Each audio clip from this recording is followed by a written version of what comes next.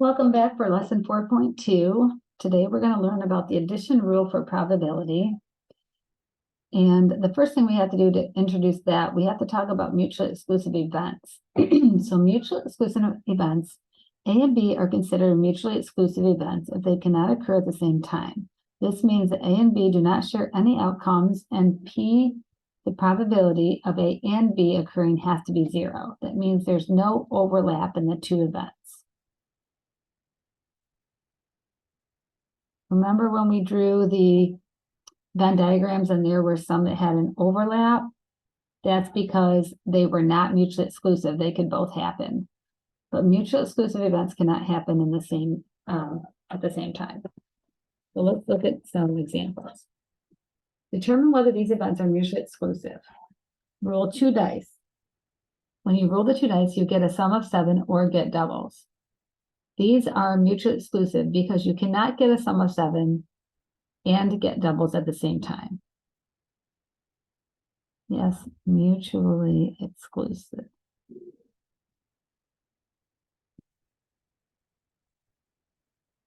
B, select a student in your college. The student is a sophomore and the student is a business major. You can be both. So no, not mutually exclusive. Select any course. It is a calculus course and it is an English course. Cannot be both of those at the same time. So yes, mutually exclusive. D, select a registered voter. The voter is a Republican and the voter is a Democrat. Yes, mutually exclusive. You cannot be both at the same time. E, select a student in your college. The student took the bus to school and the student drove a car to school. Yes, mutually exclusive. Cannot be both of these at the same time. Okay. So, the addition rule. So sometimes when we're looking at probabilities, we're asking ourselves an or question. An outcome is in the event A or B if the outcome is in A or is in B or is in both A and B. Okay, so for example, let A be the event 1 through 5. B is the event 4 through 8. A or B is 1 through 8. Notice that 4 and 5 are not listed twice, although they are in both events. If A and B are defined on a sample space, then the probability of A or B would be the probability of A plus the probability of B, subtracting the overlap, because we cannot count those two twice. If A and B are mutually exclusive, then there is no overlap. The probability of A and B is equal to 0. So that means that your probability of A or B just becomes the probability of A plus B, as there's no overlap. So let's look at some examples. The probability that John will drive to school is 0.37. The probability that he will ride with friends is 0.23. And the probability that his parents will take him is 0.4. He is not allowed to have passengers in the car when he is driving. What is the probability that John will have company on the way to school? So that means, when will he have company with him or somebody with him when he's riding or going to school? So 0.23 of the time would be with, so the probability that he will have company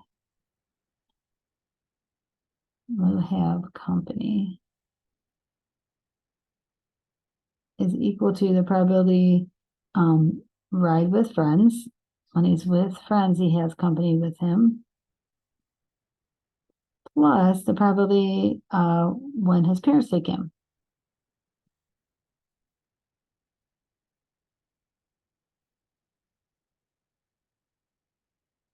So the probability that he rides with his friends is 0.23 plus the probability when he's going to ride with his parents is 0.4. So the 0.63. So 63% of the time, John will have company on the way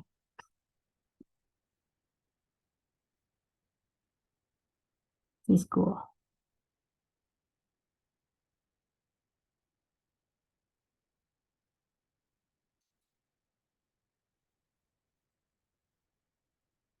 Contingency tables. Contingency tables are another way to kind of organize our data when we have two variables. So contingency table provides a way of portraying data that can facilitate calculating probabilities. The table helps in determining conditional probabilities quite easily. The table displays sample values in relation to two different variables that may be dependent or contingent on one another. Answering questions using a contingency table can involve both the addition rule and the multiplication principle. Today, we're going to use it with the addition rule. So one variable that we're looking at is gender. And we're only looking at two genders in this table. So male and female. And then the other variable is the age of which a driver received their driver's license. So there could be male and female, and then also the question of when did you receive your driver's license, age 19 and under, age 20, or age 21.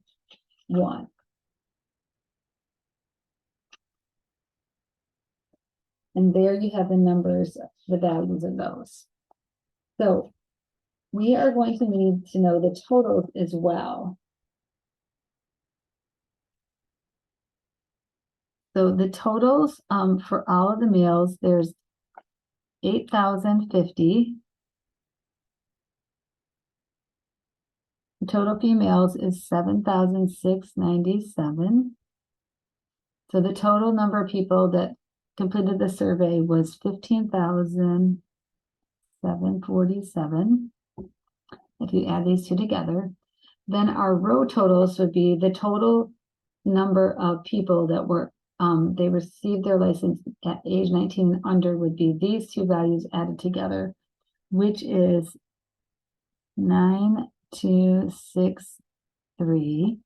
And then the total of male and female that received their license at age 20 is 3,178.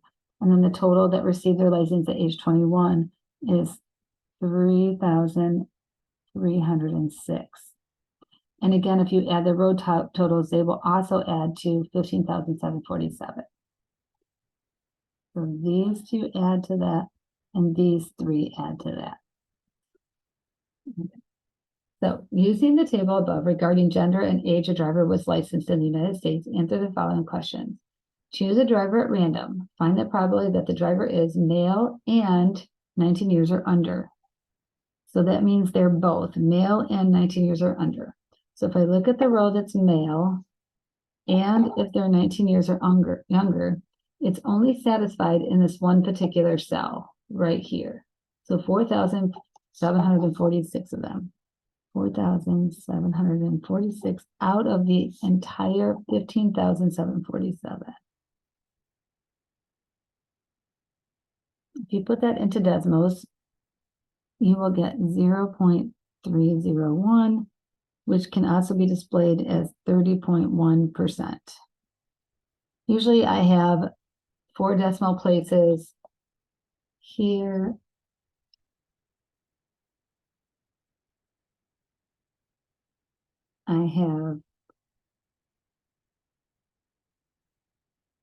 We can put this at 0.3014, so 30.14%. What is the probability that that one driver chosen at random is age 20 or female? So this time it's an or, so we're going to use our addition rule. And because you can be female and age 20 at the same time, we have a little bit of an overlap. So we have to subtract them so we don't count them twice. So we're going to add the probability of age 20 plus the probability of female, subtracting the probability of age 20 and female. So being 20 is 7,697 plus age 20 is 3,160. 0.78, and then we're subtracting the overlap of 1,553.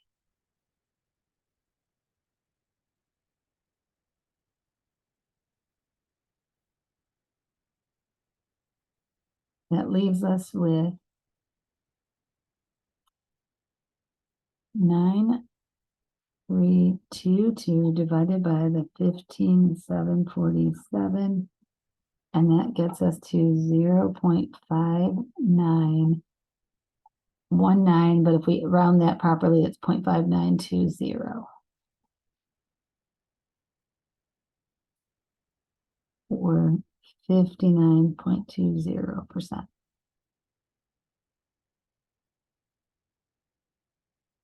And the last question for this one is, if a driver is chosen at random, what is the probability that they will be at least 20 years old? So at least 20 years old means they could be age 20 or 21. So the probability of 20 plus the probability of 21. So all the people that were age 20 is 3,178, plus all of those that were at age 21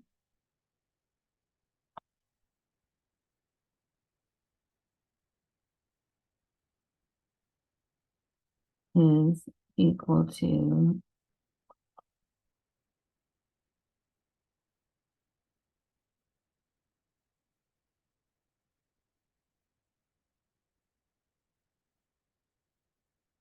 6,484. And then we have that divided by 15,747. And we get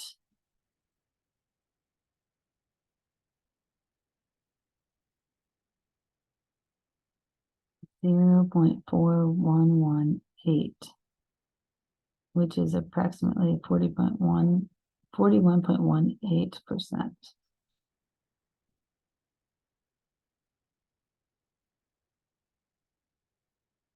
Let's look at example 4. Example 4 says, a recent study of 300 patients found that 100 of the 300 patients, 100 of them were alcoholic parents. 87 of those 100 had elevated cholesterol levels. And of 200 non-alcoholic patients, 43 had elevated cholesterol levels. If a patient is selected at random, find the probability that the patient is the following: an alcoholic with elevated cholesterol level. So that's an and. They're alcoholic and they have an elevated cholesterol level.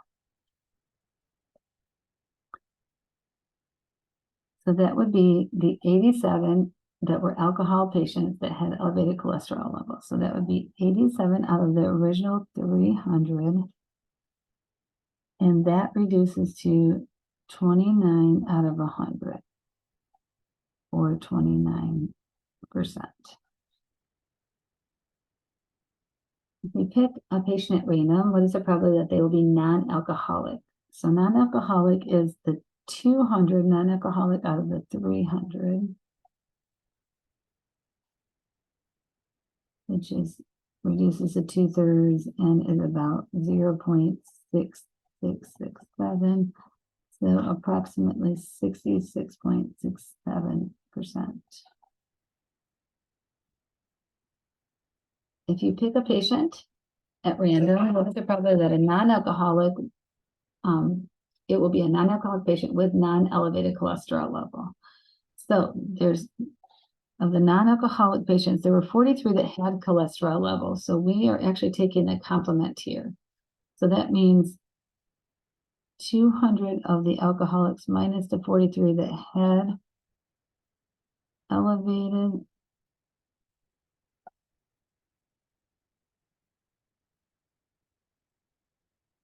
cholesterol level would be 157 that have not elevated. So that means there's 157 out of the 300